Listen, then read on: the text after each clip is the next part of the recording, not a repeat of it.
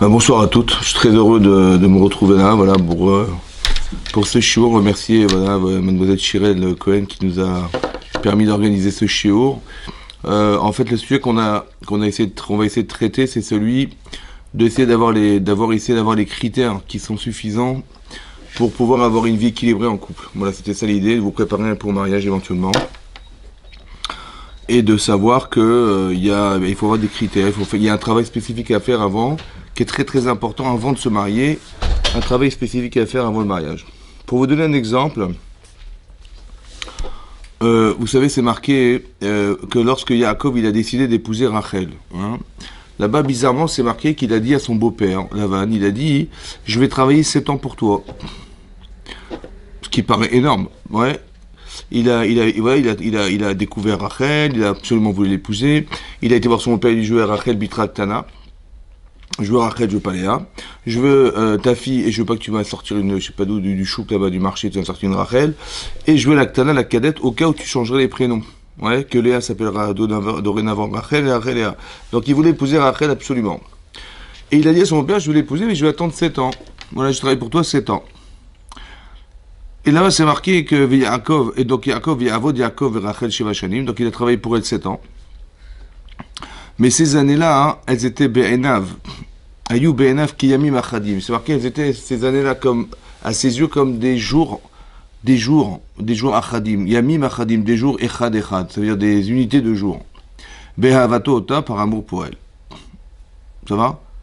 C'est passé vite parce qu'il aimait sa femme. Ça vous va ou pas? Ou bien c'était l'enfer parce qu'il aimait sa femme? Quand on aime quelqu'un, on est... Avant qu'il se marie. Avant de se marier, il a dit je vais me marier avec elle, j'attends 7 ans, mais ces années-là, elles sont passées vite. J'ai pas compris comment il aimait sa femme pour que ça passe vite. Ouais. Peut-être parce que l'objectif, Ouais. ça a fait que, ça avance vite puisqu'il a un objectif. C'est l'inverse. Quand on a un objectif, quand une fille elle veut se marier très vite. Hein. Je veux dire, c'est pas...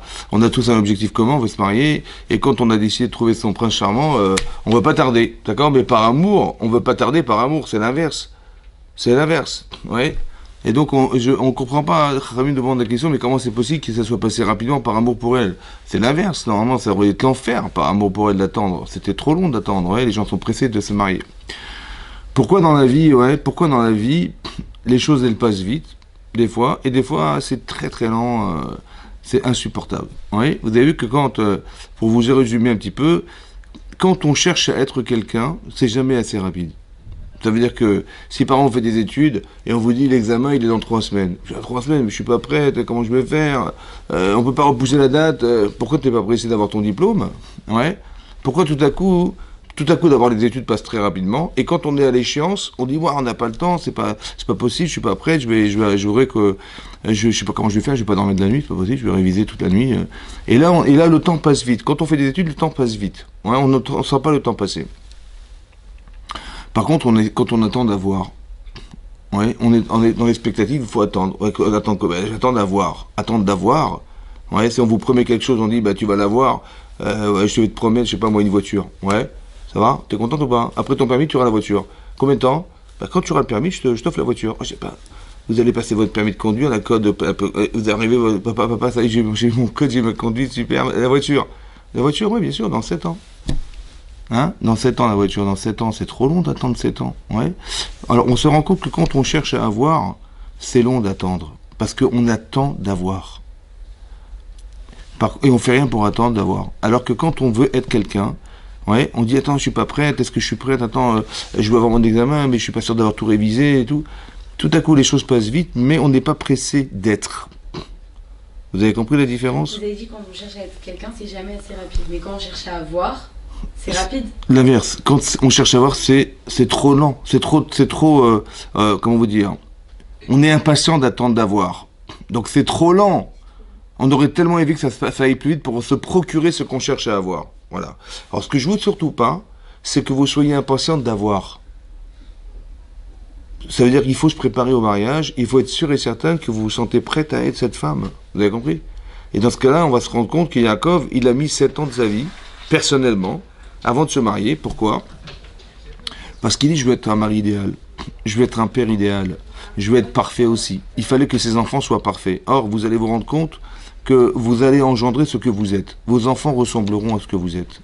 Et lui, il a voulu absolument que Mitato Shelema, c'est-à-dire il voulait avoir des enfants parfaits. Il a eu des tzadikim parce que il a fait un travail sur lui-même de perfection. Il a fait teshuva, il a essayé de bonifier sa vie, il a essayé de comprendre comment fonctionne les Yitzhara, il a essayé de se connaître. Voilà. Et ça, c'est important parce que dès l'instant où vous faites un travail sur vous-même, ouais, lui, il s'est fait comme si tu étais fait un programme. Il a dit, moi, il me faut faire un programme de 7 ans. 7 ans d'études. Ouais, je veux être, voilà, mon programme c'est mari idéal, père idéal, chinour idéal, je veux être un très grand sadique, je veux être proche d'Hachem, je veux avoir une navat Hachem, je veux avoir une émounat Hachem, je veux tout ça, voilà, je fais un travail. Comme si vous faisiez un séminaire, mais lui ça a duré 7 ans. Ça a duré 7 ans. Et il a fait un travail spécifique sur lui-même qui a duré 7 ans. Mais il l'a fait par amour pour elle. Vous avez compris? Il n'a pas essayé d'avoir sa femme près de lui. Il a essayé de se dire, mais est-ce que je serai adéquate à ce mariage? Est-ce que je vais la rendre heureuse? Etc. Vous avez compris ce qui va se passer? Et bien ça, c'est un travail qu'on fait avant le mariage. Pas qu'on dit on va se marier, on est prêt de se marier, quand on est marié, on verra, sur place, on verra. En fait, le problème, c'est que, pourquoi c'est important de comprendre pourquoi il faut se préparer?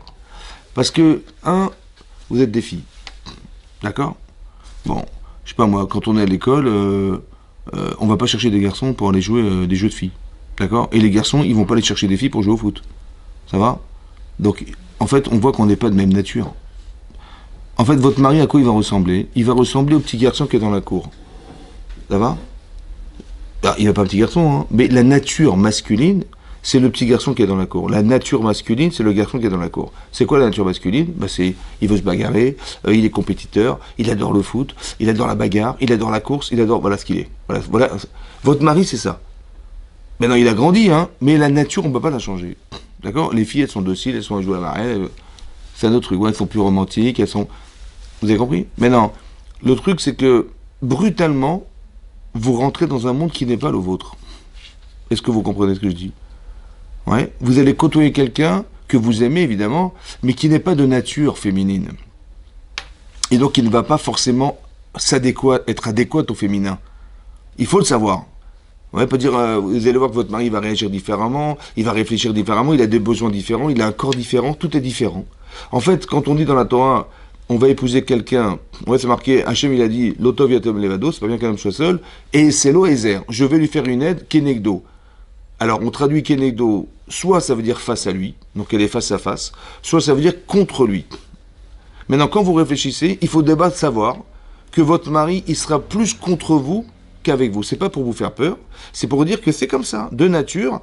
Il va pas forcément vous comprendre, il n'a pas les mêmes besoins que vous. Ouais, vous allez acheter vous allez acheter à Sephora ou au Galeries Lafayette, lui il va s'acheter une voiture, il va aller au foot. Voilà. Donc on n'a pas les mêmes besoins, on n'a pas les mêmes sensations, les mêmes émotions, les mêmes compréhensions, les mêmes besoins. Rien, il n'y a pas forcément quelque chose de commun. Donc il faut au départ savoir, c'est brutal, parce que vous passez d'un système parental à un système marié, c'est-à-dire vous allez partager votre vie avec un homme. Ça va? On n'a jamais vu ça. Donc ça veut dire que c'est brutal, il faut savoir, déjà, pour l'appréhender déjà. Et deuxièmement, il faut savoir que la personne que vous allez côtoyer, il faut vivre avec. D'accord? Maintenant, c'est contre vous, de nature. Maintenant, ma question, c'est de savoir, mais comment, si c'est contre moi, comment je vais vivre avec quelqu'un qui est contre moi? Oui? Je sais pas, vous avez envie de vous acheter des bijoux, il comprend pas, lui. À quoi ça sert un bijou? Il sait pas à quoi ça sert un bijou. D'accord? Des parfums non plus, se maquiller non plus, se faire belle non plus, il va pas forcément vous faire des compliments parce que lui s'en fait pas. Vous avez compris ce que je veux dire? On n'est pas de même nature. Donc c'est très important au départ que vous compreniez que vous allez vivre avec quelqu'un qui n'est pas de nature. À vivre avec vous, entre guillemets. Maintenant, qu'est-ce que je fais de cette différence? Maintenant, je sais qu'il y a un apport important parce qu'il a quelque chose que je n'ai pas. Et vous avez des éléments en vous qui ne se trouvent pas chez votre mari. Ça va? Ça veut dire que vous avez de la sensibilité qu'il n'a pas, vous avez des émotions qu'il n'a pas, vous avez une forme de bina yetera, c'est-à-dire d'intuition qu'il n'a pas. Ça va? Donc c'est ce que vous pouvez lui apporter, à part le fait de l'aider, à l'encourager, de l'aider. Mais ça, il faut comprendre que la nature masculine n'est pas féminine. Donc il a besoin de se sentir fier. Un homme est fier, vous avez compris? Voilà. Par exemple, je sais pas si vous allez chez votre papa, et votre maman lui dit, écoute, tu veux m'aider à faire les courses? Ouais. Il dit, oui, il n'y a pas de problème. Dans combien de temps? Voilà, dans 10 minutes. Il dit, ok, d'accord. Et donc, il fonce, il a mis 5 minutes. Après, il a dit, mais on va où? À tel endroit, mais on va mettre combien de temps? On va mettre une demi-heure. Et il a mis 20 minutes. Il a dit, t'as vu, on a mis 20 minutes. Bon, elle s'en fout, hein, mais lui, il a dit, t'as vu, on a mis 20 minutes. Vous avez compris? Et elle dit, mais elle comprend pas que il est fier d'avoir gagné du temps. Vous avez compris ce que je veux dire? C'est la nature masculine. Donc c'est une nature masculine, il faut comprendre que c'est comme ça. Il faut respecter la nature de l'autre. Parce que sinon, un, vous n'allez pas vous comprendre, deux, il va peut-être se sentir frustré. Vous avez compris ce que je veux dire? Il y a une forme d'acclimatation, d'adaptation.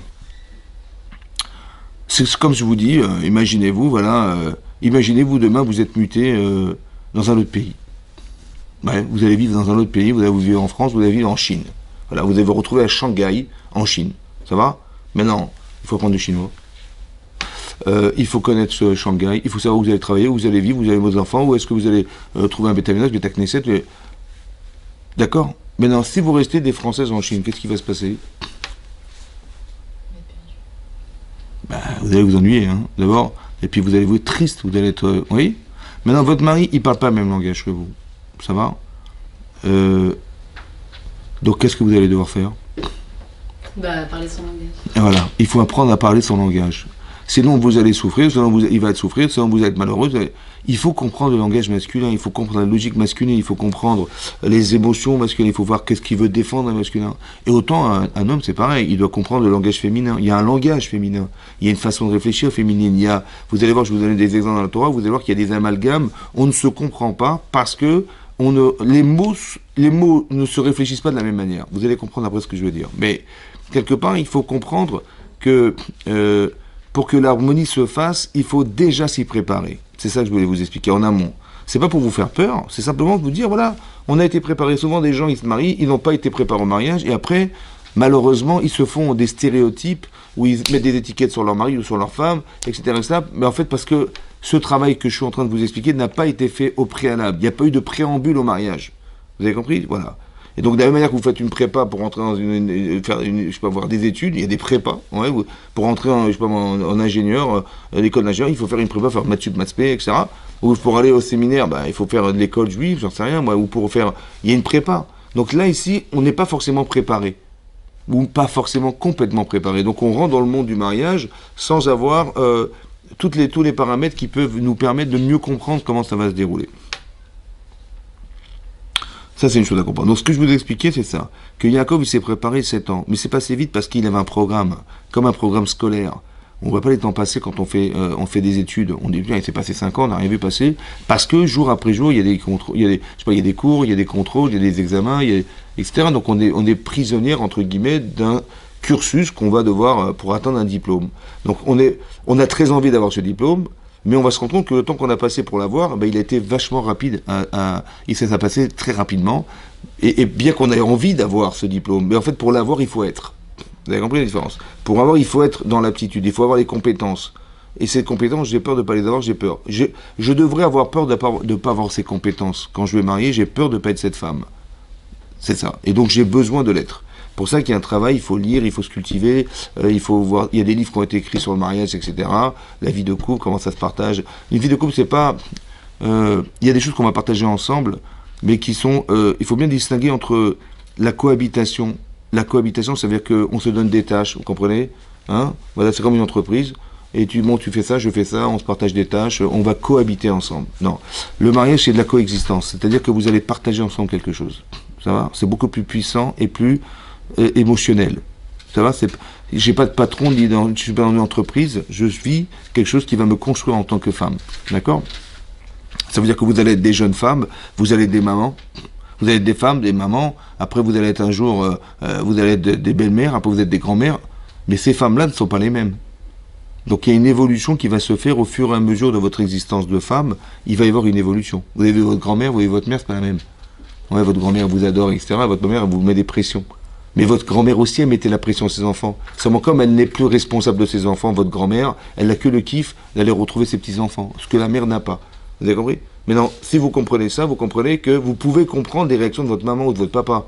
Des fois, il est dur avec vous, machin, mais je dis, mais j'ai le pire des pères, mon voisin, il est super sympa, et mon père, c'est un bourreau.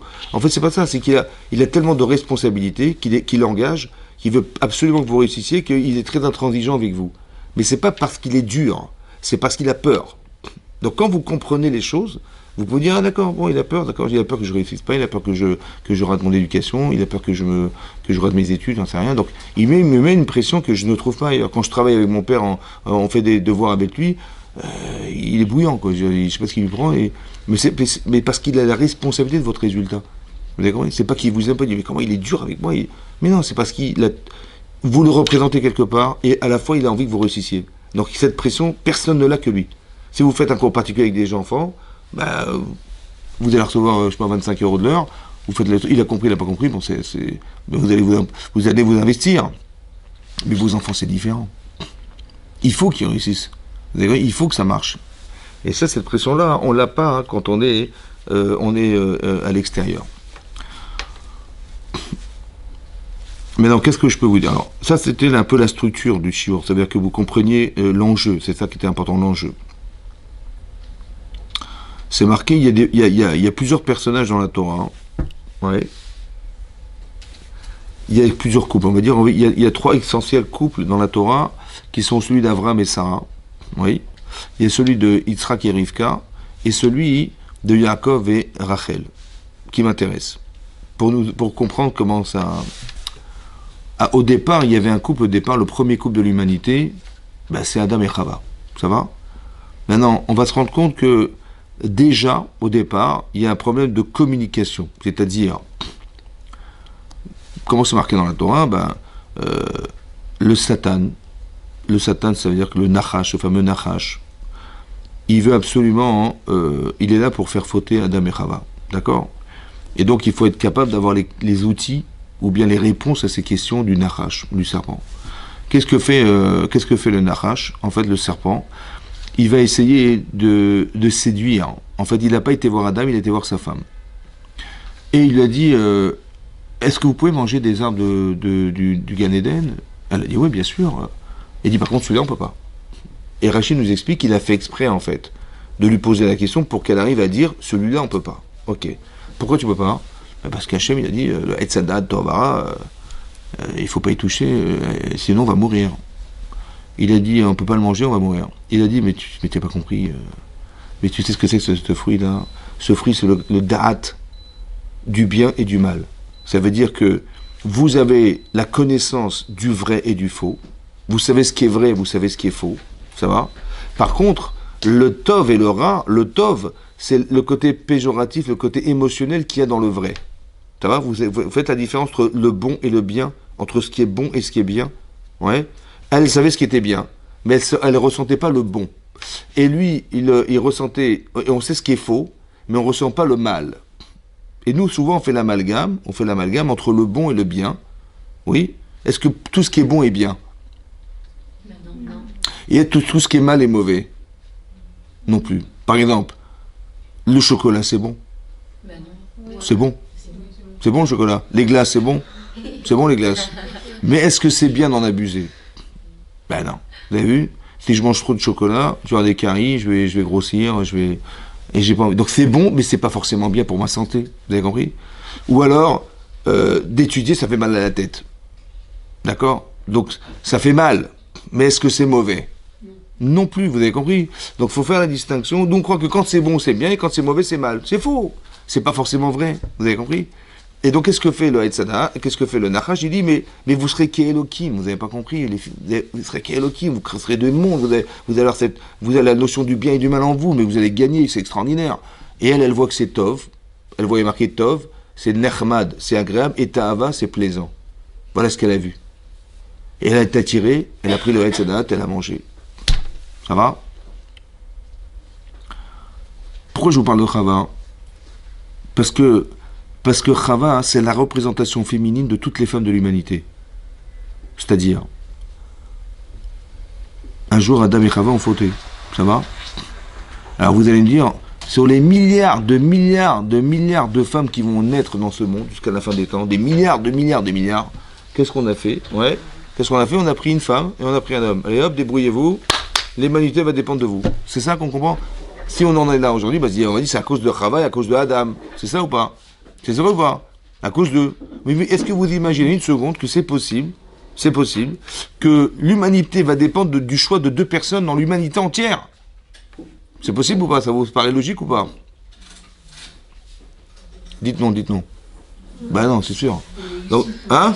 Comment? C'est ça. Donc ça veut dire quoi? Bah les gènes, c'est un homme. Ça veut dire quoi? Ça veut dire, à l'inverse, est-ce que le choix de Chava, c'est le choix d'une femme? Ou c'est le choix de toute la gente féminine de l'humanité entière? Puisqu'elle contient toutes les femmes. Donc vous étiez dedans ou pas? Bah ouais. Donc si vous êtes venu là, c'est pour quoi faire? Pour réparer la tendance féminine. Donc il faut comprendre son erreur. Pour comprendre ce qu'on a à faire sur Terre. Ça va? Et Adam, c'est pareil. C'est marqué là-bas hein, qu'elle a mangé du Etzadat. Je vous dis ce qui est marqué dans Rashi. Je ne sais pas s'il y a un fromage ici. Un fromage ici? Un fromage global. Global, où il y a tous les... Je vous lis Rashi, d'accord? Rashi, c'est pas Rashi qui parle. Hein. Il ramène les Midrashim, il ramène la Gemara, il ramène... Là-bas, c'est marqué que elle a mangé le Etzadat et elle a donné à manger à son mari. Elle a réussi à le convaincre qu'il fallait qu'il mange le... Lui, il savait que c'était un sourd, il avait entendu d'Hachem que c'était un sourd, oui. Et elle a réussi à le convaincre. Vous imaginez la force qu'une femme elle peut avoir de convaincre son mari de manger quelque chose qu'Hachem lui-même lui avait interdit de consommer. Elle est forte ou pas? Ah oui. Mais non, là, et là-bas, c'est marqué comme ça. Alors, je vous lis ce qui est écrit. Là-bas, c'est marqué la chose suivante. Alors, Vatere Aïcha Kitov Va'etz Lemachal. Donc, elle a vu la femme Aïcha Kitov Va'etz Lemachal, qu'il était bon, le Etz, l'arbre, les Machal à manger. Vechitava Ulainaim, il était aussi plaisant à voir. Menechmad Ha'etz Le'askil, et agréable Le'askil pour devenir intelligente. Vatikar Mipiru Vatochal. Et donc, elle a pris ce fruit, elle l'a consommé. Vatite Gam Leisha, et elle l'a donné à son mari. Aïma avec elle, Vayochal, il a mangé. Ça va? Pourquoi elle a donné à son mari? Vous savez pourquoi? Vous voulez pas être seule. Elle ne veut pas être seule. Alors Rachid dit pas vraiment ça, il dit comme ça. Hein? Comment? Comment? Pourquoi elle a donné à son mari? Ouais. Elle savait qu'elle allait mourir. Oui. Et donc elle voulait pas que son mari prenne notre femme. Chazak ou Baruch. Kol hakavod. C'est marqué Shelo Tamuthi, parce qu'elle ne voulait pas mourir elle. Ve'ichyehu, et lui vivra. Ve'issa acheret, il va épouser une autre femme qu'elle. Et donc, elle lui a dit, il faut que tu meurs avec moi. Comment ça se comprend? C'est féminin, ça veut dire quoi? Comment vous avez compris? Ah, je vais mourir, mon mari va épouser une femme que moi, c'est pas possible. Il faut qu'il meure avec moi. C'est ça qu'elle a pensé, oui? Comment ça s'explique? Bah, vous allez me dire, elle était jalouse, je sais pas moi. Non, c'est ça? Alors, en fait, je vais vous expliquer autrement. Au départ, Hachem crée Adam. C'est quoi Adam? Adam, on dit l'homme. Mais c'est marqué dans le texte, marqué Vaïvra Elohim et Adam. Hachem a créé l'homme. Betselem Elohim, à son image, il l'a créé. Zachar ou Nekeva bara otam. Ça veut dire quoi? Zachar ou Nekeva bara otam. Zachar. Nekeva. Bara otam. Ça veut dire quoi chez vous ça? Chazak. En fait, il a créé un être jumelé. En fait, il y avait Adam et Chava, ils étaient conjugués. C'est-à-dire qu'il y avait un visage masculin et derrière un visage féminin. Ça va? Ça, c'est Adam. Et quand Hachem a dit Loto veyot Adam levado, ça n'est pas bien que l'homme soit seul. Et c'est là Zerkinegdo, il faut absolument lui trouver une aide face à lui ou contre lui. Qu'est-ce qu'il a fait Hachem? C'est marqué dans la Torah. Il a dit bah, j'aurais pensé qu'il va lui présenter sa femme. Il dit ça, c'est pas bien que l'homme soit seul, je vais lui présenter sa femme. C'est ça ou pas? Non, c'est pas ça qu'il a fait. Vous savez ce qu'il a fait, Hachem? Il a dit, bah, nomme les animaux. Il a dit, ok, donc il a nommé les chevaux, les juments, les machins. Il a dit, mais c'est bizarre, comme ça ramène Rachid, il dit, mais il a vu que dans chaque animal, il y avait du masculin féminin. Il y avait mâle et femelle. Il dit, mais j'ai pas de féminin. Super. Qu'est-ce qu'il a fait, Hachem? Il a endormi, et il a détaché sa partie féminine, et il lui a présenté devant lui. Ça va? Est-ce qu'il avait conscience du féminin qu'il avait en lui? Mais comment c'est possible? Il a dit, mais c'est marrant, ils ont tous du féminin, j'en ai pas. En fait, elle était dans son dos, sa femme. Mais il n'avait pas conscience du féminin qu'il avait en lui. Et Hachem, qu'est-ce qu'il a fait? Il l'a endormi, il a détaché sa partie féminine. Il a dit, cette femme, elle s'appellera Isha. Kimi Ish Lukachazot. Parce que de Ish, elle a été prise. Mais depuis quand tu t'appelles Ish, toi? Tu t'appelles Adam. Il a dit, elle s'appellera Isha parce que Meish Lukachazot. Parce que de Ish, elle a été prise. Mais Ish n'existe pas. Il s'appelle Adam. En fait, j'ai compris de là, le Maharal explique que Adam, c'est la composition des deux êtres. Ça va? Mais on a détaché la partie féminine, qui s'appelle dorénavant Isha, et qui a été prise de Ish. Il faut distinguer entre Ish et Isha et Adam. La Gemara dans Hiruvin de la Fiutret, elle explique là-bas qu'au départ, Hachem, il voulait Allah Bemarshava. Il avait pensé créer un être masculin-féminin. Et finalement, il a créé un être féminin et masculin. Là-bas, la Gemara dit dans Hiruvin que Allah Bemarshava, monter à l'esprit d'Hachem. Vous voyez, on retrouve cette expression dans Rashi ici, dans la création du monde. On retrouve cette expression aussi dans la Gemara dans Rosh Hashanah Kevzaïn, là-bas, Rashi Tosfot, il amène ça au nom de la création du monde là-bas. Est-ce que le monde a été créé en Tishri ou en Nissan? Là-bas, Tosfot, il explique que Allah Bemarshava, il est monté à l'esprit d'Hachem de le créer en Tishri, finalement il a créé en Nissan. Comme ça dit la Gemara, comme ça dit Tosfot. Maintenant, ça veut dire quoi, monter à l'esprit d'Hachem? Alors le Maharal Bepraig, il explique que monter à l'esprit d'Hachem, c'est ce qu'il espère que soit. J'espère que ça va être comme ça, c'est un but à atteindre. Ça veut dire que le but à atteindre, c'est d'être un être masculin-féminin. Vous avez compris? Maintenant, qu'est-ce que ça veut dire?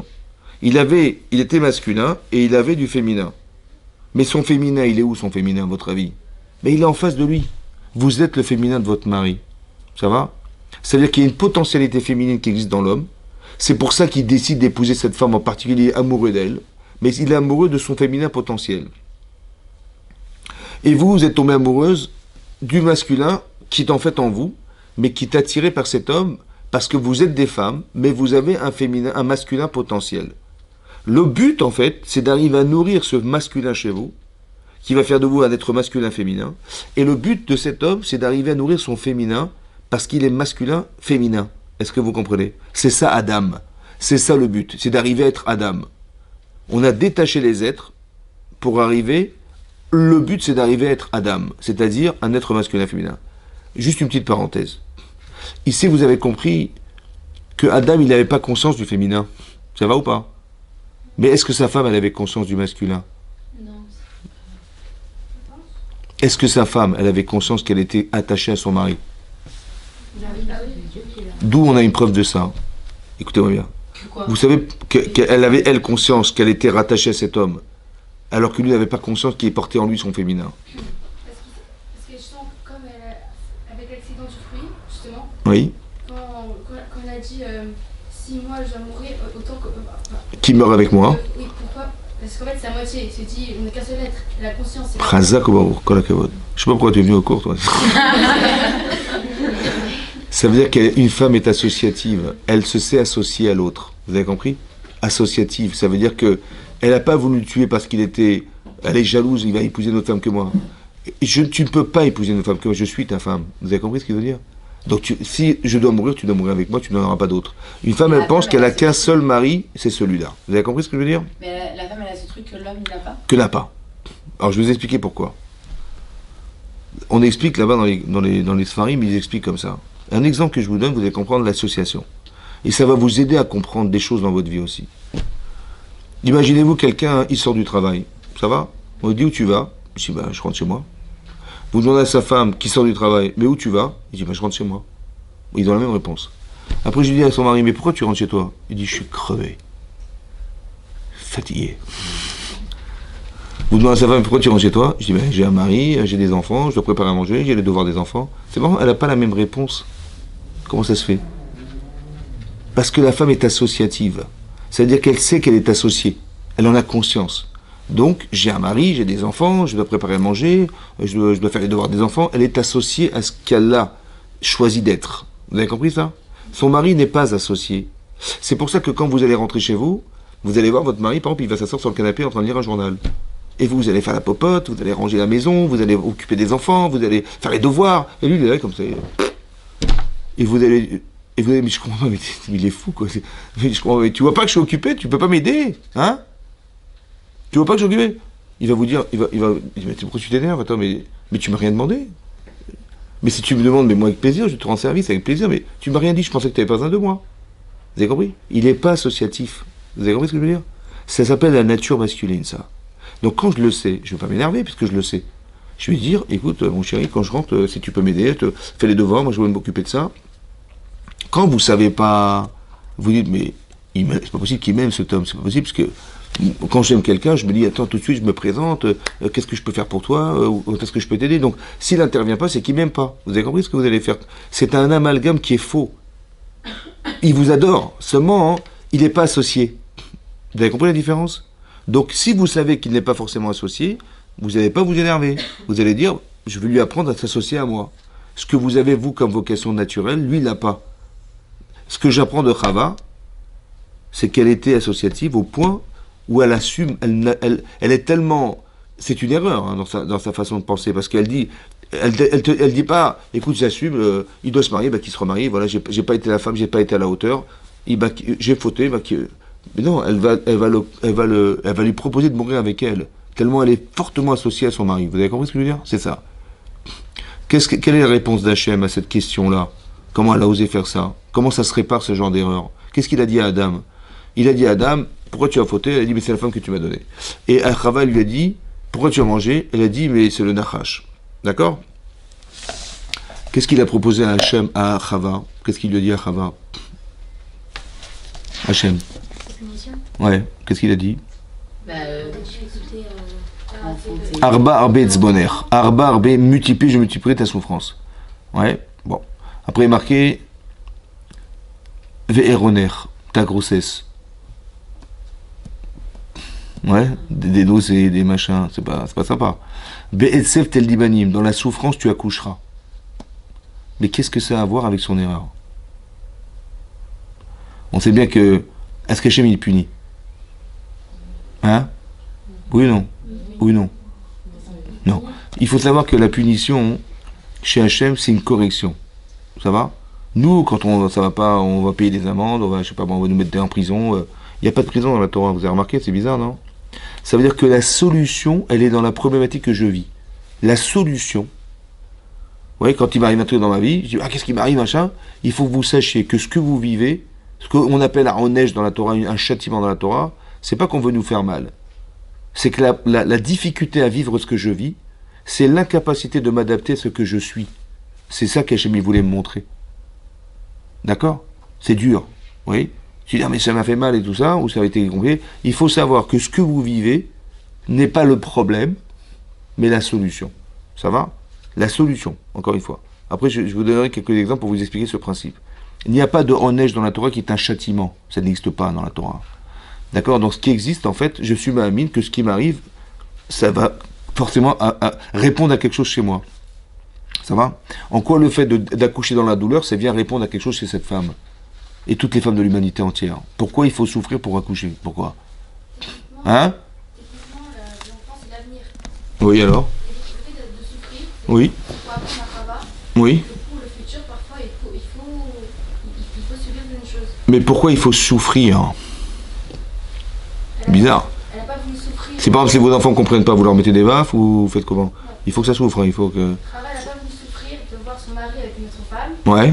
Elle n'a pas voulu souffrir, ouais. Alors Hachem lui dit tu dois apprendre à te sacrifier pour un futur. Et donc, Pourquoi il faut souffrir? Pourquoi il faut souffrir? Pourquoi justement, c'est pour apprendre qu'il faut qu'elle. C'est ce qu'elle doit faire pour. C'est qu'elle doit apprendre à faire des sacrifices pour le futur, elle peut se faire. Mais pourquoi elle ne peut pas le comprendre? Obligée de souffrir? Pas le comprendre. Elle peut le comprendre, elle a besoin de souffrir. Et toutes les femmes vont accoucher dans la douleur, c'est très très douloureux. Mais pourquoi j'ai besoin de souffrir? Vous avez compris? C'est ça la question. Je peux très bien comprendre qu'il faut faire des sacrifices dans ma vie, je vais m'engager, ok, j'ai compris. Pas besoin de souffrir pour ça. Oui? C'est vrai, mais pourquoi il faut souffrir? Il a dit tu accoucheras dans la douleur. Ah bon? Oui? Alors peut-être l'idée c'est comme ça. Vous êtes prête ou pas? Qu'est-ce qu'elle a voulu faire, elle? Ben, elle s'est dit, mais je ne vais pas souffrir à l'idée que mon mari va épouser une femme que moi. C'est une souffrance. Alors il faut qu'il meure pour ne pas que je souffre. C'est clair ou pas? S'il meurt, je m'assurerai qu'il n'épousera pas une autre femme que moi, je ne souffrirai pas. Ça va? Il faut qu'il meure pour ne pas que je souffre. Comment je vais réparer le fait d'avoir tué pour ne pas souffrir? C'est d'accepter de souffrir pour faire vivre. Tu as compris? Combien ça t'a coûté de faire vivre? Eh bien, le prix de ma souffrance. Vous avez compris? Si ça m'a rien coûté, c'est pas réparateur. Parce que quelque part, ben, il est né. Non, on aurait tellement aimé que tu... Combien ça t'a coûté de faire vivre? Vous avez compris? Comme si que elle a dit, mais moi, attendez, il va épouser une femme comme elle, c'est pas possible, il faut qu'il meure. Parce que le sentiment émotionnel que j'ai, il est insupportable. Mais ce n'est qu'un sentiment. Ça n'est qu'un sentiment. Tu vas tuer parce que tu sens que tu vas souffrir. Vous avez compris? Alors comment je répare ça? En disant, hein, ben, je vais accepter de moi de souffrir pour que vive. Alors que j'ai voulu que ne vive pas pour que je ne souffre pas. Vous avez compris, c'est ça? Donc l'accouchement dans la douleur, c'est réparateur, oui, pour toutes les femmes, parce qu'on porte tous quelque chose qui va faire que je veux refuser de croire que ça doit vivre au détriment de ma souffrance. Je ne veux pas que ce soit comme ça. J'accepte de souffrir pour que vive. Parce que moi, j'ai pas pensé, comme ça, j'ai pensé qu'il fallait qu'il meure pour que je ne souffre pas. Vous avez compris ce que je veux dire? C'est ça. Donc quand j'ai compris ça, c'est plus facile d'accepter. Parce que je sais en quoi, ça montre combien je vais aimer, parce que si vous avez fait des efforts pour obtenir quelque chose, vous allez vous y attacher. J'aurais pu dire, écoutez, moi je vais faire carrière. Voilà, un enfant et un chien. Voilà ce que je veux. Je veux, mais pourquoi? Parce que, attendez, j'ai pas envie de souffrir, quoi. Chaque bébé, je vais souffrir, ça va pas ou quoi? Ouais. En fait, je retombe dans la spirale de Chava. Tu comprends? Donc je dis non. Pour réparer ce problème, entre guillemets, d'égoïsme personnel, qui est de dire, il faut pas que je souffre et il va mourir pour pas que je souffre, il faut que tu acceptes, toi, de rentrer dans une spirale inversée. C'est-à-dire, bien sûr que je vais faire des efforts, mais je dis, mais ça va te coûter, mais c'est pas grave, je serai très heureuse que vivent mes enfants, et donc je rentre dans cette perspective d'accepter, moi, de souffrir pour que vivent. Et c'est comme ça que je répare mon problème. Vous avez compris ce que je veux dire? Voilà. Ça, c'était Chava. Mais en fait, elle a eu cette tendance parce qu'elle est associée à son mari. Et donc ça, hein, c'est le mauvais côté de la femme. Celle qui va vouloir exister pour elle-même sans partager sa vie avec quelqu'un d'autre. Vous avez compris ce que je veux dire? Si j'ai les avantages, tant mieux. Si j'ai l'inconvénient, non, il faut qu'il meure avec moi. Cette spirale-là, il faut l'abolir complètement. Oui? Parce que ça veut dire que quand Hachem il dit Lotov eyot Adam levado, ça n'est pas bien que l'homme soit seul. Et c'est le Ezer Kenegdo, je fais une aide face à lui. Ouais. Comment vous avez compris? Ça n'est pas bien d'être seul. Ça veut dire quoi? Ça n'est pas bien d'être seul. Lotov, d'être seul. Pourquoi c'est pas bien d'être seul? Hein? Oui, mais maintenant, comment vous le comprenez-vous, aujourd'hui, en tant que jeune fille, voilà, vous dites, ça n'est pas bien d'être seul. Est-ce que c'est un problème quoi, social? C'est un problème de vouloir être, de pas vouloir d'être différente des autres? Les autres, elles font des mamans, et moi aussi, je vais être une maman. C'est quoi le truc?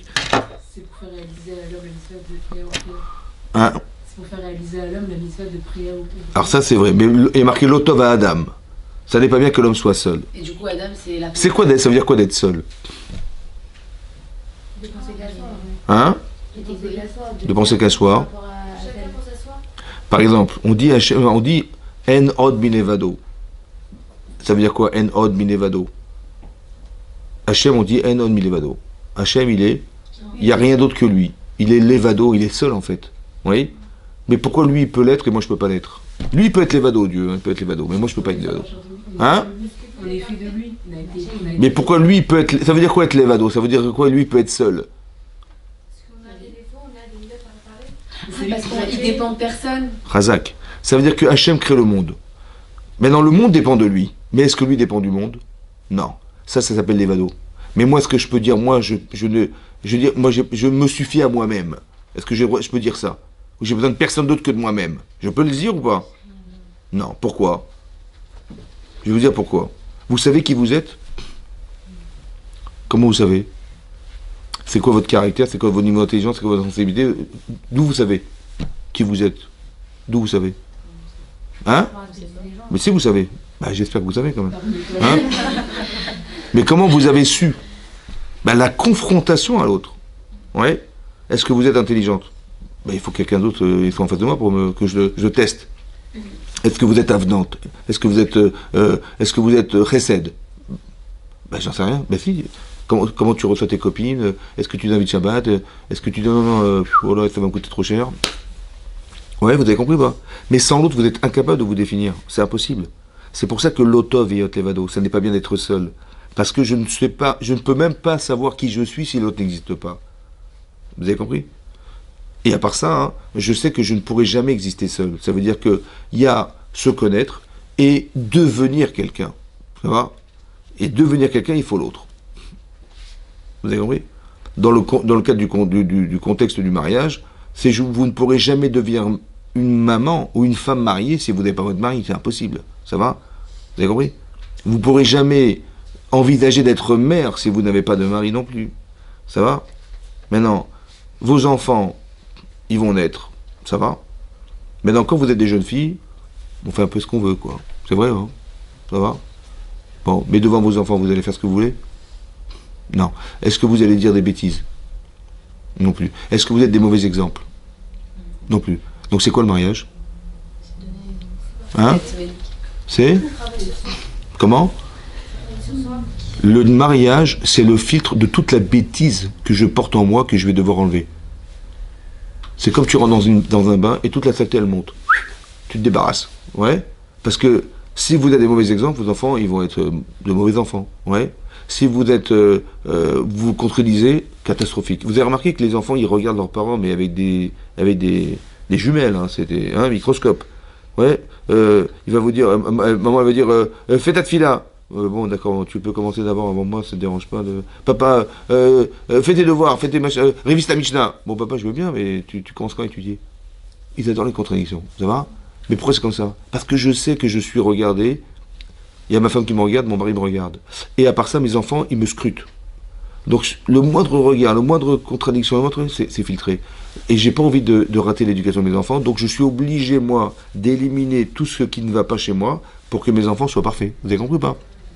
Donc quand on dit on va élever ses enfants, en fait, qui c'est qui s'élève? Mais c'est vous-même. Vous avez compris ce que je veux dire? Et donc ça veut dire que vous êtes obligé d'être parfaite si vous voulez que vos enfants ils soient pas tordus. Donc en fait, le mariage, c'est aussi une manière de filtrer ce que vous n'accepterez jamais de faire seul.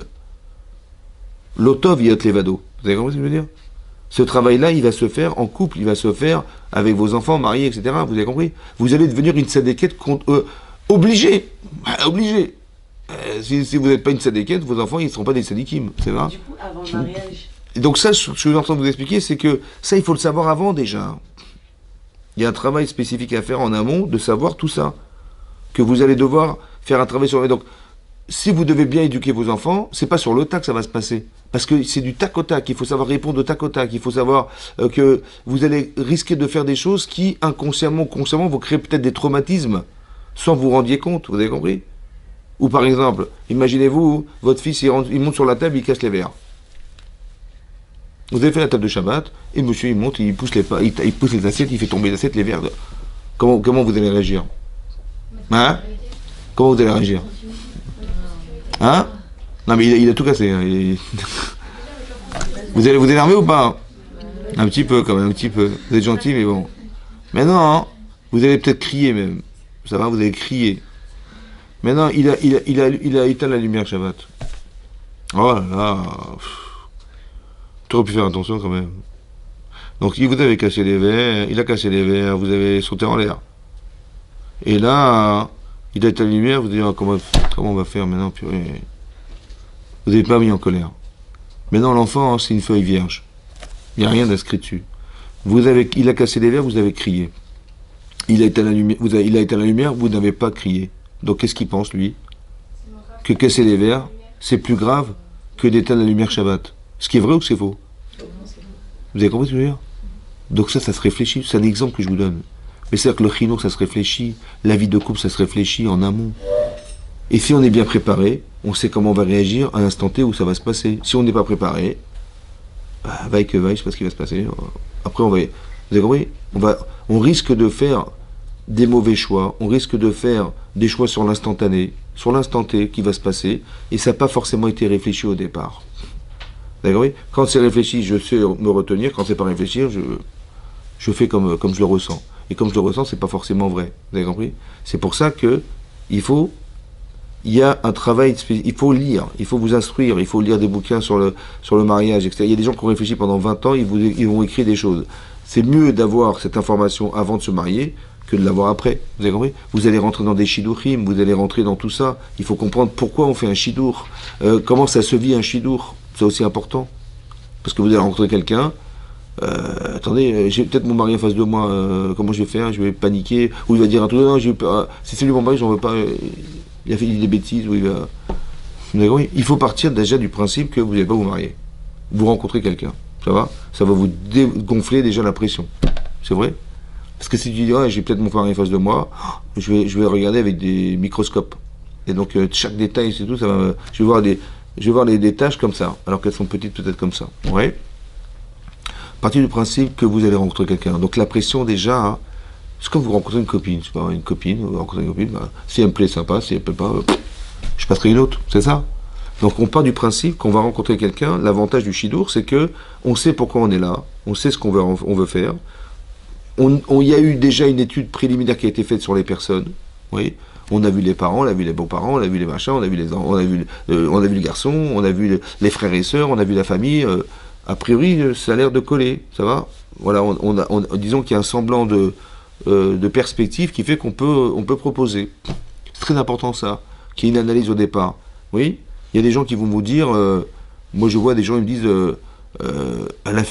j'ai rencontré ma femme, c'est elle que je l'aime et tout, c'est elle que je vais épouser. Par contre, ma belle-mère, c'est une catastrophe. Et donc, bon, bah, c'est pas grave, on vivra notre vie, je parlerai pas à ma belle-mère. Oui, ou le contraire, la fille dit non, mon beau-père, ma belle-mère, c'est une catastrophe aussi, pareil. Je lui dis, mais quand tu te maries avec quelqu'un, tu te maries pas avec un homme, tu te maries avec la famille. Ça va? Parce que quand il va falloir recevoir Shabbat, il y aura une brite Mila, je sais pas moi, il y aura un anniversaire, tu peux dire non, j'y vais pas. Ouais, tu iras toute seule, tu iras seule ou tu iras toute seule. C'est impossible, vous avez compris? Donc c'est-à-dire que déjà, il faut savoir que quand vous vous mariez, c'est pas avec la personne, c'est avec la famille. Ça va? Donc il faut s'acclimater à la famille.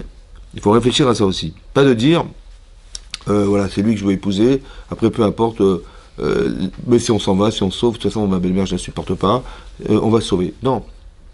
Il faut savoir que vous allez vivre avec. Donc il faut au départ s'acclimater à la façon de vivre cette chose-là. C'est important, je vous ai dit déjà que c'est brutal. C'est-à-dire que vous passez d'une vie de jeune fille à une vie de couple. Vous passez d'une vie de jeune fille à une vie de famille.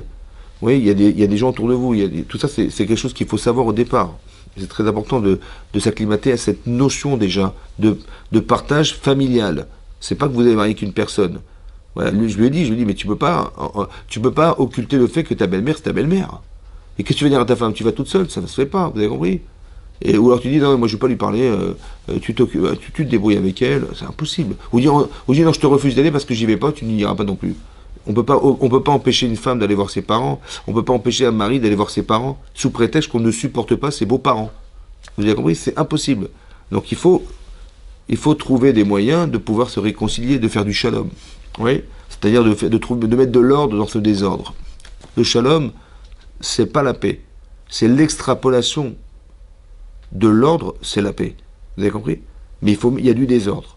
C'est pour ça qu'il y a un conflit. Il faut mettre de l'ordre dans le désordre. Quand il y a de l'ordre, alors on est en paix. Vous avez compris? Le shalom, ça va se traduire par, on dit les agents de l'ordre. Vous avez compris? Il y a des conflits, on envoie la police, ils vont mettre de l'ordre, et hop, on sera en paix. Donc l'ordre va permettre la paix. Mais il faut d'abord mettre de l'ordre. Il faut savoir où se placent les choses. Vous avez compris? Voilà. Et donc c'est important de ce travail-là, il faut l'avoir en tête déjà. Quand je vous ai parlé d'Avraham Avinu, oui, là-bas c'est marqué là-bas que quand Hachem, on sait que Sarah elle a eu du mal à avoir des enfants. Oui. Maintenant, la stérilité de Sarah et de toutes les Imaot, en fait, elle s'explique parce que les enfants qui vont naître de ces femmes vont être exceptionnels. D'accord? Donc la stérilité n'est pas une punition. Oui, comme on aurait pu croire, Chazou Shalom, mais que, en fait, ces femmes-là, elles doivent atteindre un certain niveau pour engendrer ces enfants. Je vais vous expliquer pourquoi c'est comme ça. Mais en tout cas, il en reste que Sarah, elle n'a pas d'enfant, donc ça fait déjà quelques années qu'elle vit avec Abraham, ils sont partis en Eretz Israël, ça fait 10 ans qu'elle vit là-bas, et dans Parashat Lech Lecha, c'est marqué, au bout des 10 ans, elle voit qu'elle n'a pas d'enfant. D'accord? Qu'est-ce qu'elle propose? Ce qui paraît très bizarre. Elle dit à son mari, écoute, tu vas épouser Agar. C'est qui Agar? Oui? Comment? La servante. Est-ce que vous pensez sincèrement que Agar c'est une femme de ménage? Il y a Shifra. Shifra ça veut dire une servante. Ouais, elle fait le ménage, elle lave la vaisselle. Hein, c'est ça? La serpillière. Hein? Épouse la... Comment? C'est une deuxième femme d'Abraham. Mais c'est qui cette femme? Est-ce que vous pensez sincèrement que le clan Israël, il va descendre d'une femme de ménage? Non. Donc c'est quoi Shifra? En fait, Shifra et Agar, c'était une princesse qui était la fille de Paro. Quand Abraham et Sarah sont arrivés, après la famine en Israël, sont arrivés en Égypte, et qu'Abraham, à Paro, il a découvert qui était ce couple extraordinaire, parce qu'il y a eu des miracles incroyables qui s'est déroulé avec Sarah et avec Abraham, et il a dit, mais tu n'as rien à faire chez moi. Ton éducation, elle va se passer chez eux. Et donc, elle est devenue la servante, c'est-à-dire l'élève de Sarah. Comme on dit, on est Eved Hachem, on n'est pas des esclaves, on est des serviteurs. Et bien c'est pareil, elle est la Shifra, c'est-à-dire qu'elle va servir Sarai, elle va tout apprendre de Sarai. Elle devient la meilleure élève de Sarai. Et donc qu'est-ce que fait Sarai? Elle n'a pas d'enfant. Elle dit, Oula Ibane Mimena, peut-être que je construirai par elle. Et je construirai Ibane Mimena, je construirai. Donc elle propose à son mari d'épouser Agar. C'est féminin ça ou pas? Du tout. Hein? Mais elle veut réparer. Comment? Elle veut réparer? Quoi? Bah, Chava. Comment? Bah, en s'attachant, en voyant le bien pour son mari. Enfin, son mari, il doit enfanter ses mitzvahs. Ouais. Donc on lui donne une autre femme. Voilà. Mais c'est féminin ça ou pas? Bah Le non. contraire de Chava. C'est le contraire de Chava, Chazak. En vérité, ce qu'elle a pensé Sarai, c'était peut-être solutionner le problème de Chava. C'est incroyable. Qu'est-ce qu'elle a pensé Chava? Elle a pensé, c'est pas possible qu'il y ait une autre femme que moi, donc il faut qu'il meure. Peut-être qu'il y avait une solution. C'est qu'il y ait une triangulaire. C'est-à-dire, il y avait Adam, il y avait Chava et une autre femme. Et ensemble, si j'acceptais moi, c'est ça qu'elle a peut-être pensé. Mais c'est pas vraiment vrai ce que je vous dis. Parce que là-bas, le Sforno, il explique un truc de malade, il dit comme ça. Elle n'arrive pas à avoir des enfants, Sarah. Ouais. Ça veut dire quoi? Je construirai par elle. Mais tu vas rien construire du tout. Sur le livret de famille, il y aura marqué Abraham, Agar et ses enfants. Qu'est-ce qu'elle aura construit quoi? Moi, j'avais au début pensé, genre femme porteuse. J'ai compris, au début, j'avais compris femme porteuse. Hein, c'est ça que vous avez compris aussi, non? Que Agar, elle va tomber enceinte, et puis bon, bah, grâce à elle, j'aurai des enfants. Hein, c'est ça? Comment vous avez compris? Il y a aussi le cas de Hein? son élève. On dit que son élève, c'est son enfant. C'est vrai? C'est ça qu'on dit que le fils d'Aaron. Oui, c'est vrai. C'est vrai. C'est vrai. Alors que quoi, alors? Ah, donc elle aurait été des enfants à travers elle, c'est ça que tu dis? Très bien. Mais en vérité, là-bas, le Sforno, il dit un truc incroyable. Il dit que si Agar, elle épouse Abraham, elle va être jalouse. Et ça va la stimuler pour avoir des enfants. C'est incroyable. La jalousie qu'elle aura de savoir que Agar va épouser son mari, la stimulation que ça va créer chez elle de savoir que ça va booster chez elle le désir d'enfant, et c'est ça qui va pousser Sarah à avoir des enfants. Incroyable. Que Elkana, il a voulu faire la même chose. Que qui? Elkana. Oui, mais toutes les femmes, et c'est aussi marqué dans ce porno à propos de Rachel. Quand il a dit, elle a dit, je donnerai ma servante comme ça. C'était une stimulation, peut-être ça va stimuler chez elle le désir d'enfant qu'elle n'a pas. Et cette jalousie qu'elle aura de savoir que son mari a, ça va stimuler chez elle le désir d'avoir des enfants. C'est incroyable. Et Bané, je construirai moi par elle. Ça veut dire que j'aurai la capacité émotionnelle forte de vouloir absolument en avoir parce que je sais que tu vas l'épouser. Comme ça, il est marqué dans le Sforno. Maintenant, qu'est-ce qui va se passer? Elle lui donne cet enfant. Ok?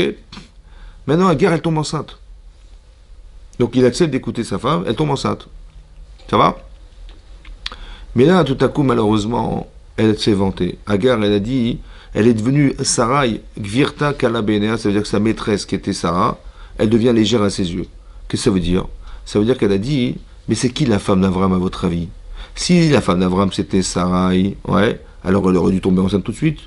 Or, elle n'est jamais tombée enceinte. Donc c'est qui? Et moi, je suis tombé enceinte d'Abraham. Donc c'est qui la vraie femme d'Abraham? C'est qui? Hein? Ben c'est moi. Ça va? Et donc c'est comme ça qu'elle a essayé de casser le couple d'Abraham. Et c'est ça l'erreur. En vérité, Sarai, elle a fait les Shem Shamaïm en espérant corriger la faute de Chava. Et l'autre, elle vient et elle se vante d'être la véritable femme de Chava et pas la femme d'Abraham et pas Sarai. Vous avez compris ce qui se passe? Et là, tout à coup, elle s'est vantée devant Abraham. Et là, elle va se mettre en colère. Sarai. Contre son mari. Bizarrement. Elle a dit Hamasi Alecha. Hamasi. Hamas, c'est quoi le Hamas? La violence, le vol, l'injustice. Elle a dit Hamasi Alecha. Elle était virulente contre son mari Abraham. Ouais. Pourquoi? Je vais vous lire ce qui est marqué. Hein? Incroyable. Elle a vu que la porte allait se fermer. Non, elle a vu que Agar, elle s'est vantée devant elle. et elle s'est mise en colère contre son mari. Allez comprendre. C'est bizarre, non? Non?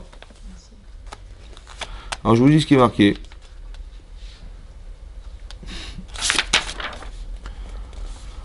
Alors c'est marqué, comment c'est marqué? Voilà, c'est marqué comme ça. Alors pardon, c'est pas là. Alors attendez voir.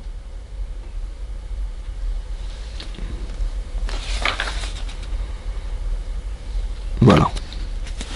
Elle a dit, va Tomer Sarah et Avram.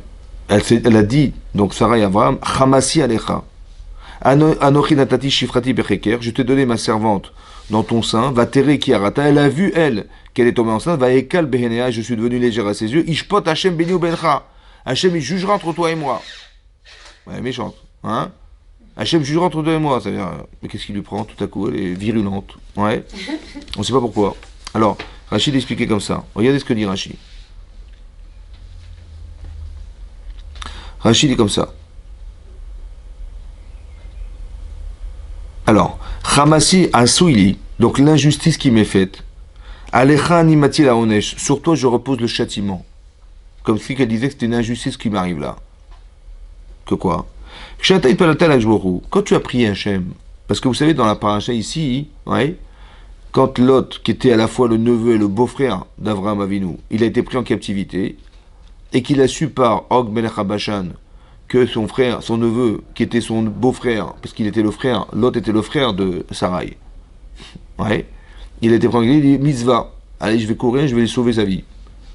Bon, il est parti faire la guerre avec lui, ils étaient deux, hein, lui et Eliezer, pour faire la guerre contre les 4 rois qui ont battu les 5. Il a eu des miracles incroyables, il a pris du sable, il a jeté, c'est devenu des flèches, des lances, des trucs, il a gagné la guerre. Et Hachem, il a dit, il a eu peur, Abraham, parce qu'il a dit, on m'a fait tellement de miracles, peut-être qu'on m'a retiré tout mon lamaba pour me faire vivre dans ce monde, en me privant de tout le chélek de lamaba que j'avais, parce que vous savez que quand on fait des nissim à des gens, on est menaké mesirotav, c'est-à-dire qu'on lui retire des souillures dans le monde futur. Il dit, elle dira, n'aie pas peur, sracha bemeot, ton salaire il est grand. Alors sur ce, Abraham il a dit, mais tu m'as fait du bien, merci beaucoup, mais je voulais surtout pas que Eliezer, mon meilleur élève, il devienne mon héritier. J'aurais tellement voulu avoir des enfants qui soient mon héritier. Ouais. Il a dit, tu auras des enfants. Donc Abraham, il a eu la certitude d'avoir des enfants. Mais il a dit, à quoi ça sert ce que tu m'as donné? Ve'ani olech hariri. Et je me déplace sans enfant. Ani olech hariri. Voilà ce qu'il a dit à Abraham Avinu en priant. Hariri, c'est Hariri, harir. Hariri, ça veut dire sans enfant, en hébreu, avec Aïn. Ça va? Hariri, avec Aïn, ça veut dire sans enfant. Ani olech hariri. Hein? C'est pas maudit aussi? Non, pas Harour. Harour, c'est avec un Aleph. Hariri, ça veut dire sans enfant. Et donc, il a dit comme ça. Maintenant, sa femme, elle lui dit la chose suivante. Quand tu pries Hachem, là, elle lui dit, quand tu as prié Hachem, Matitelni vani olech hariri. Il a dit, mais à quoi ça sert ce que tu m'as fait? Tu m'as sauvé la vie, tu m'as permis de gagner la guerre, mais je n'ai pas d'enfant. Comment tu as osé dire, Loït palata el alecha? Elle lui dit, sa femme, mais tu n'as prié que pour toi. Ani olech. Tu as dit, je n'ai pas d'enfant. Ouais, veillez les khalid palal, c'est nous, tu aurais dû prier pour nous deux. Tu aurais dû dire, nous n'avons pas d'enfant. Comment tu as dû oser dire à Hachem, je n'ai pas d'enfant? Veiti ani nifkedat imcha. Et j'aurais été rappelé, souvenu avec toi. Mais tu as dit je au lieu de dire c'est pour ça que je ne suis pas tombé enceinte. C'est une injustice.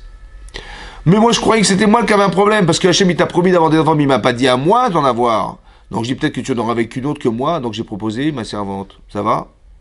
Mais je vois que c'est faux. Je sais pourquoi je n'avais pas d'enfant. Parce que tu dis je au lieu de dire nous.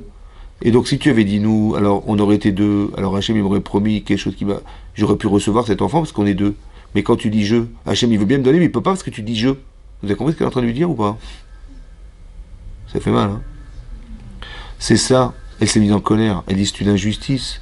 Mais comment elle a su que ça veut dire je et pas nous? Des fois je lui dis je vais partir en vacances, mais ça veut dire on va partir avec ma femme évidemment. Hein? Comment elle a su que je voulait dire je et pas nous? Parce qu'après c'est l'inverse, il logique. Hein?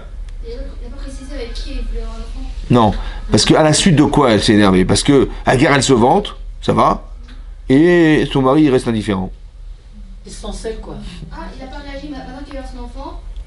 Si en vérité, s'il avait dit à sa servante, à sa femme, il avait dit, mais attends, comment tu oses parler de ma femme? C'est pas comme ça qu'on parle à ma femme. Ouais, ça se fait pas. Ouais. Donc ça veut dire qu'elle aurait été présente dans sa vie ou pas? Oui ou non? Or, s'il réagit pas, c'est qu'elle n'est pas assez présente. Donc je veux dire je. Vous avez compris? Si c'était nous, si je veux dire nous, ben on est tous les deux. Donc si quelqu'un il parle mal de sa femme, il va réagir. Or, s'il réagit pas, c'est qu'elle n'est pas assez là. Donc je veux dire je et pas nous. Vous avez compris comme ça Mais là-dessus? du coup, c'est de la faute de la femme ou de l'homme? De l'homme. C'est ce qu'elle lui reproche. Comment tu as osé dire je? C'est pour ça que j'ai pas d'enfant. Vous avez compris ce qu'elle est en train de dire? Ça reste délicat dans le sens où Agar aussi, du coup, c'est devenu sa femme. Enfin, Ben, j'ai compris, mais il aurait dû réagir. C'est ça qu'elle lui reproche. Ça, c'est une chose. Ve'od. Deuxième chose. Dvarecha ta chomes mimeni. Ta parole, tu me voles. Hamas, ça veut pas dire injuste, ça veut dire vol. Le Hamas, c'est le vol. Vatimale aretz Hamas. La terre est très pleine de vols dans le Maboul. Ouais. Elle dit, tu me voles tes mots. Atachomé à bizioni veshotek. Tu entends la honte que j'ai et tu te tais. Ton silence est insupportable. Tu m'as volé ta réaction. Vous avez compris ce qu'elle est en train de dire? Et c'est pour ça qu'une femme est virulente. Parce qu'une femme, elle se sent jamais... Elle pense que son mari l'aime. Elle se sent accompagnée par son mari. Et là, elle a l'impression qu'Avram ne l'accompagne pas. Et c'est ça qui justifie le fait qu'elle n'ait pas d'enfant. Vous avez compris ce que je suis en train de dire? C'est-à-dire que si tu n'arrives pas à conceptualiser qu'on est deux, tu n'arrives pas à conceptualiser qu'on est deux, ça veut dire que je suis seul. Et ça, Hachem, il veut bien donner, mais il ne peut pas parce que tu es seul. Vous avez compris ce que je veux dire? C'est pour ça qu'elle te dit, mais c'est pour ça que j'ai pas eu d'enfant. Maintenant, je comprends pourquoi j'en ai pas. Moi, je crois que c'est de ma faute. Et je fais teshuva, et je me rends compte où mon mari dit je. On n'est pas deux. Ça veut dire que la vie de couple, ça se vit à deux. Ça se conjugue au pluriel. C'est ça qu'elle est en train de lui expliquer à son mari. Ça veut dire qu'il faut se sentir solidaire. Il faut savoir qu'on est deux. Il faut savoir que si vous êtes amoureuse de votre mari, vous êtes solidaire. Vous êtes conjugué. Et c'est pareil pour le contraire. Votre mari doit être amoureux de vous. C'est ça qui va faire que on va se sentir soudés. C'est ça. Il y a quelque chose qui nous soude. Qu'est-ce que c'est que ça? C'est quoi cette soudure-là? C'est marqué dans la Gemara, il y a une Gemara dans Sota Daf Yud Zayin. La Gemara, il dit là-bas, il y a une dracha connue que Rabbi Akiba il a faite. C'est marqué Ish veisha. Oui, Ish veisha, l'homme et la femme. Maintenant, comment on écrit Ish? Aleph Yud Shin. Oui, comment on écrit Isha? Aleph Shin He. Aleph Yud et Shin. Aleph Yud et Shin, c'est Ish. Aleph Shin He. Ça s'écrit pas, il n'y a pas de Yud. Pour la Galatria, il n'y a pas de... Il n'y a pas de Yud. Maintenant, la Gemara dit là-bas que si un homme est un homme et une femme est une femme en couple, Shechina Benehem, la résidence divine, elle réside dans le Yud de l'homme et dans le He de la femme. Ça va? Yud Ke. Et sinon, si vous enlevez le Yud de l'homme et vous enlevez le He de la femme, c'est Esh contre le feu contre le feu. Ça va? Voilà ce que dit la Gemara. Bon, il faut comprendre ce que c'est quoi la Shrina. Et c'est quoi que. Et comment est-ce qu'elle s'envole la Shrina et tout à coup c'est le feu? Ouais. Alors, on va traduire la dispute. Ouais, c'est ça qu'on va traduire. Mais est-ce que le feu c'est ça? La Gemara elle continue et dit, Amarava, que le feu de la femme il est plus fort que l'homme. La Gemara dit pourquoi? Parce que Haï mistaref, Vehaï lo mistaref. Celui-là s'associe et celui-là ne s'associe pas. On n'a pas compris. Rachi explique que comment on écrit Sha, Aleph, Shin. Vous avez vu que le He, il est associé au feu. Il y a déjà du feu. Et on a rajouté le He au feu. Alors que l'homme, non. Le Yud, il sépare le Aleph du Shin. On a coupé le feu en deux. Vous avez vu? Et donc, il a dit que le feu de la femme, il est plus fort que l'homme. C'est quoi ce feu? Parce qu'il y a déjà Hachem dans la femme. Il y a marqué le feu. Il y a le feu et il y a le He. Il y a déjà du feu. Chez la femme. La femme, elle est folle. Non, je gueule. La femme, il y a déjà du feu dans la femme. Il y a déjà du feu. On a associé le feu avec du hé. Par contre, chez l'homme, non, on a séparé le hesh. Vous avez vu ce qui est marqué? Mais qu'est-ce que ça veut dire? C'est quoi cette histoire de feu, là? Oui? Parce qu'une femme, elle peut se contrôler. C'est l'inverse. On voit que c'est dur à contrôler. Vous avez vu que la femme est virulente. Elle est virulente contre son mari. Quand c'est injuste, elle ne supporte pas ça. Et donc, elle va se mettre contre la Rachidique, elle va lui faire la guerre. Leilachem Kenegdo. C'est quoi Kenegdo? Elle va lui faire la guerre. Parce qu'il y a du feu en elle. C'est quoi ce feu-là? De quoi ce feu? C'est quoi ce feu? Oui? Oui? Alors, comment? C'est quoi ce feu? De quelle nature c'est le feu? On dit il y a du feu chez la femme. C'est quoi ce feu? C'est la shrina, c'est ce qui monte. Non, il y a le hé. Donc il y a le feu et le hé. C'est deux choses différentes. On dit Shekhinah Benehem. Sinon, si tu enlèves le hé, c'est le feu. Oui, mais ce feu. Le feu là, il est négatif. Le feu, il va nous détruire. Il est marqué Aesh Ochaltam. Voilà ce qui est marqué dans le Gemara. Le feu les dévore. Ça va? Mais le feu de la femme, il va dévorer son mari plus fort que l'homme. Allez comprendre. Hein? Ouais, mais comment ça s'explique? Le feu les dévore. Aesh Ochaltam, le feu de la femme, il va dévorer son mari. En fait, on parle beaucoup de l'influence de la femme sur son mari. Peut-être, C'est vrai. peut-être en fonction de. Enfin, si dans l'influence, genre le H, c'est vraiment ce qu'elle va donner, quoi. Et Mais c'est quoi le feu? C'est quoi avant de dire c'est quoi? L'eau, c'est de l'eau, le feu, c'est du feu, mais c'est quoi le feu de la femme? Le feu, ça monte très vite. C'est quoi? C'est quoi? Vous avez du feu là, ça va? C'est quoi le... C'est quoi là? Marqué Aesh Ochaltam, le feu les dévore. Mais c'est quoi ce feu? C'est quoi? C'est Sabina, non? Hein? Sabina. L'énergie. Il y a une énergie dans la femme, ouais. Alors je vais vous expliquer un principe, vous allez comprendre. Elle donne la vie, quoi. Il y a combien de feux? Vous connaissez combien de feux, vous? Hein? Bah, il y a le feu qu'on connaît, vous grattez une allumette. Ouais. Il faut pas laisser longtemps le feu, dans la main, ça brûle, hein. Ça va? Le feu que je connais, c'est le feu. Il va m'éclairer, il va cuire, mais au même moment qu'il me sert, il détruit. Le feu. Il va détruire le bâton. Il va brûler. Il va vous faire mal. Ça va vous faire mal, ça brûle. Ça, c'est le feu que je connais. Il y a un autre feu, en fait. C'est marqué, il y a une Gemara dans Chagiga, là-bas, à la fin de Chagiga, dans la Mesechat Chagiga, c'est marqué là-bas, Tosfot, il ramène comme ça. Quand Hachem, il a dit à Moshe Rabbeinu, tu vas construire un misbéach, un hôtel. Oui, il y avait dans le Kodesh, il y avait un petit hôtel en or. Oui, il y avait le Kodesh, il y avait le misbéach en cuivre, sur lequel on faisait des corbanotes. Oui, mais il y avait un petit misbéach, un petit hôtel, dans le Kodesh, qui était fabriqué en bois, un meuble en bois recouvert d'or. Ça va? Qu'est-ce qu'on mettait dessus? On mettait des kétorettes. Des kétorettes, c'est des encens qu'on brûlait. Ça va? Oui? Maintenant, Moshe il a dit, mais j'ai pas compris. Je vais mettre les kétorettes sur le misbéach, et je vais allumer le feu. Mais ce feu, il va brûler les kétorettes, mais il va faire fondre l'or. Il va brûler cet hôtel. Après, il va falloir faire tous les jours, comment ça marche? Il dit, mais non, le feu que tu as vu là-bas, c'est le feu que tu as vu sur le buisson ardent. Ça va? Ce feu, il brûle, mais il ne consume pas. Donc il y a un autre feu. À part ça, hein, vous avez vu à Hanouka, il y a un miracle à Hanouka. Oui? On a retrouvé une fiole d'huile qui devait durer 24 heures. Qu'est-ce qu'on a fait? On a pris cette fiole d'huile, on était impur, on avait fait la guerre, on était impur, il fallait se purifier, ça prenait combien de jours pour se purifier? 7 jours, oui, parce que la paradouma c'est 7, et donc on voulait se purifier pour ensuite amener les choses, tout ce qu'on devait faire à la Voda, Betahara en étant pur. C'est ça? Maintenant, on a pris cette fiole d'huile qui devait durer 24 heures, on l'a divisée, on va dire, selon les flacons qu'il y avait sur la menorah. Il y avait combien de flacons? 7. Donc si vous divisez 24 heures par 7, ça fait combien? Ça fait 3h15. Ça devait durer 3h15. Ça a duré 8 jours. Donc un miracle. Mais le miracle, il est où le miracle? Est-ce que le miracle, il est dans l'huile qui normalement aurait dû se consumer par le feu et qui a résisté? Madame, elle a résisté au feu et donc elle ne s'est pas consumée. Donc le miracle est dans l'huile? Oui? Ou bien non? Le miracle, il est dans le feu qui n'a pas brûlé l'huile. Est-ce que le miracle de Hanouka, il est dans le feu qui n'a pas brûlé l'huile? Parce que le feu, il consume, alors ça va baisser. Ça va baisser. Mais c'est parce que le feu n'a pas brûlé, n'a pas consumé. Ou bien non, le feu, il était normal, c'est le feu de l'allumette. Seulement, l'huile, elle était miraculeuse, elle ne s'est pas brûlée, l'huile. Est-ce que le miracle est dans l'huile ou dans le feu? Dans le feu qui a duré. Hein? Dans le feu qui s'est pas éteint. Est-ce que le miracle, il est dans le feu qui n'a pas brûlé, qui n'a pas consumé l'huile? Ou bien le miracle, il est dans l'huile qui n'a pas consumé le feu? En fait, qu'est-ce qu'on voulait? On a gagné la guerre, mais on voulait savoir si la Shrina, elle était Shura Israël. Est-ce que Hachem, il est là ou pas? Maintenant, Hachem, il se représente par du feu. Vous avez vu ou pas? Le buisson ardent, c'était le feu qui représentait Hachem. Le feu représente Hachem.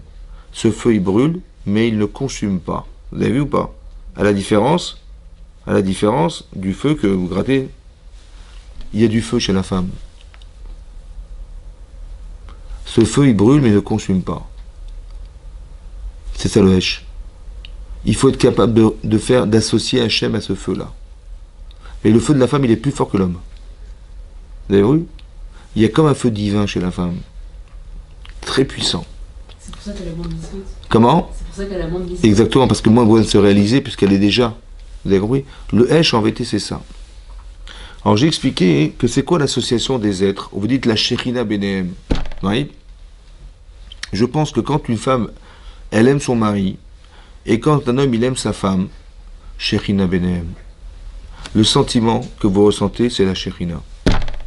C'est incroyable, hein? Mais alors la frustration de ce sentiment, c'est que la Shekhinah s'est envolée. Et là, il reste quoi? Il reste que le feu. C'est quoi le feu? C'est comme ça. Je suis une femme. Tu ne reconnais pas ce que je suis, je vais te manger. Ça va? Tu vas, je vais t'expliquer ce que je suis, tu vas comprendre. Le feu dévore. C'est qu'une femme qui n'est pas acceptée comme femme avec son mari, par son mari, comme ici. Vous avez vu ici ce qui s'est passé ou pas? Elle a dit, mais je comprends pas, tu entends la honte et tu me réponds pas. Ça va? Ou alors, tu dis je, comment tu as osé dire je, mais on est tous les deux. Vous avez vu ce qui se passe? Le feu va le dévorer, ça veut dire, si tu ne reconnais pas que je suis une femme, parce que j'ai un feu féminin, c'est ça le feu féminin, c'est toute la particularité de la femme que tu ne reconnais pas, tu vas voir ce que je vais te faire. Je vais te manger avec. Aesh o Khaltan, c'est-à-dire que ma personnalité de femme, qui est représentée par ce qu'on appelle le feu, c'est divin, en fait, ce que j'ai en moi, tu ne reconnais pas ce que je suis, tu vas te manger avec. C'est ça le Esh o Khaltan, le feu les dévore. C'est-à-dire qu'il y a quelque chose de très puissant chez une femme qu'on ne retrouve pas chez un homme. Cette virulence en vérité, je suis là pour t'aider, je suis là pour te construire, je suis là pour te faire évoluer, etc. Mais il faut que tu reconnaisses que je suis une femme. Et si tu ne reconnais pas ce que je suis, en fait, ben, tu verras que je vais te manger avec. Comme si que, quand la Gemara dit que la Shekhinah s'envole, elle se sépare d'eux, il reste que le feu. C'est la frustration féminine, ou bien la frustration masculine. Tu ne reconnais pas ce que je suis, tu vois ce que je vais te faire. Ouais. Ah, tu m'as fait honte, tu vas voir ce qui va te passer. En vérité, c'est quoi ça? C'est que la Shekhinah est partie. Donc qu'est-ce qu'il reste? Il reste le feu qui n'est pas réalisé. Et ce feu-là, il dévore. C'est ça. Donc il faut comprendre la nature masculine pour ne pas frustrer cette nature masculine. Autant qu'il faut comprendre la nature féminine pour ne pas frustrer cette nature féminine. C'est le feu, en fait. Il y a un feu masculin, un feu féminin. Vous avez compris ça? Et donc je dois me réaliser en tant que femme, parce que je suis une femme. Et je dois me réaliser en tant qu'homme, parce que je suis un homme. Mais il faut que toi, en tant que femme, tu comprennes le masculin, pour arriver à m'aider à développer ce feu. Et moi, en tant qu'homme, je dois comprendre ton féminin pour t'arriver à ce que tu t'épanouisses dans ton feu féminin. Mais dès l'instant où il y a un amalgame qui va se créer comme ici, vous avez vu ce qui s'est passé là? Vous avez compris ce qui s'est passé? Elle entend la guerre qui se vend devant elle et son mari ne réagit pas. Qu'est-ce qu'elle croit? Elle croit que son mari l'aime pas? Ou bien elle croit que je n'ai pas la place que je devrais avoir dans ton cœur puisque tu ne réagis pas. Donc maintenant je comprends l'injustice que je suis en train de vivre. Parce que Hachem il veut me donner un enfant mais il peut pas. Parce que tu dis je, donc je ne suis pas présent dans ta vie. Vous avez compris la différence? Mais Abraham, il avait la place de Sarah dans son cœur comme elle le voulait. Mais il ne réagit pas. Oui, donc elle le traduit, elle, comme si que tu ne m'aimes pas. Ce qui n'est pas forcément vrai. Mais c'est ce qu'elle croit. T'as compris? C'est comme le papa qui ne réagit pas. Elle dit, mais je comprends, mais tu vois pas que je suis débordé là? Tu peux pas te lever? Qu'est-ce qu'elle croit? Tu m'aimes pas. Sinon, si tu te serais levé tout de suite. C'est vrai ou pas? Mais ce qui est faux. Ce qui est faux. Il adore sa femme. Seulement, il n'est pas associatif. Donc elle traduit, mais bien sûr qu'on est associatif, est-ce que je suis associatif, donc tu devrais l'être, alors qu'en fait c'est faux. Donc quand je comprends la nature de l'autre, je comprends que c'est faux ce que je crois. Et donc je vais me dire, il n'est pas associé à moi, donc il faut que je l'habitue à s'associer. C'est comme ça. Moi je le suis naturellement parce que Adam il savait pas qu'il avait une femme sur lui, alors qu'elle savait qu'elle était associée à son mari. Vous avez compris la différence? Donc je suis de nature à savoir que, alors qu'il ne l'est pas. Mais quand je ne suis pas au courant, moi je réagis comme une femme, donc je dis, évidemment que il est comme ça, il est comme moi, on est pareil, on est des humains. C'est pas vrai. C'est pour ça que je dis ça, c'est faux. C'est pour ça qu'il faut. Quand je le sais, je dis, je vais lui apprendre à s'associer à ma vie de couple. Alors qu'il n'est pas forcément Ezer Kenegdo. Alors qu'un homme, en fait, il n'est pas forcément dans cette perspective de conception. Et donc, s'il ne réagit pas, c'est pas parce qu'il n'aime pas sa femme, c'est parce qu'il n'est pas comme ça. Vous avez compris? Voilà. Une femme, elle dit, mais il m'achète jamais des bijoux, il me dit pas je t'aime, et machin. C'est pas dans sa conception. Vous avez compris? C'est pas qu'il m'aime pas, c'est qu'il trouve, il comprend même pas que ça sert. Une femme avec son petit bijou, il comprend pas. Il dit, mais avec 5000 euros là-dedans, je préfère acheter une voiture, on va partir en voyage, à quoi ça sert, ça sert à... Mais une femme, c'est impossible. Elle doit se sentir belle, elle doit se sentir... Vous savez ce qui est marqué dans le Midrash, la Gemara dans Shabbat, elle dit là-bas, quand il tombait de la manne, il tombait des bijoux. Mais pourquoi il tombait des bijoux quand il tombait de la manne? Dis-moi, à midi, il tombait des bijoux, il tombait de la manne, et à 15h, il tombait des bijoux. Non! Quand il tombe de la manne, il tombe des bijoux avec. Pourquoi c'est au moment où la nourriture, elle tombe, qu'il tombe des bijoux avec? Parce que, pour une femme, c'est vital comme de manger. Ça va? Il faut qu'elle se maquille, il faut qu'elle soit belle, c'est vital chez elle, comme de manger, c'est vital. Maintenant, le type, il comprend pas comment ça peut être vital. Un homme, il ne comprend pas ce que je vous dis là. Donc, il faut qu'il s'acclimate à cette idée-là. Ça va? Jusqu'à ce qu'il comprenne, elle va lui faire des allusions, elle va passer devant la bijouterie. T'as vu? Il comprend pas. Qu'est-ce qu'il dit? J'ai pas compris.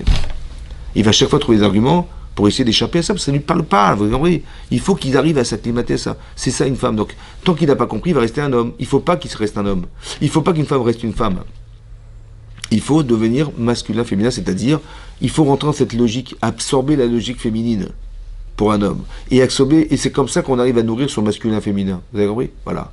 Tout ça, c'était pour vous introduire le sujet, mesdames, mesdemoiselles. Vous avez compris? Voilà. Ce que je voulais vous dire, c'était pour vous introduire. Après, peut-être si on aura l'occasion d'en parler, il faut continuer parce que c'est pas possible de. Il faut que vous compreniez que c'est un premier, on va dire, essai pour que vous rentriez dans l'idée du mariage. Be'ezrat Hashem Yitbarach. Chazak ubaruch. Je vais devoir arrêter là. Ouais. À l'occasion, on aura peut-être l'occasion de se revoir avec Hashem pour continuer à parler de ça.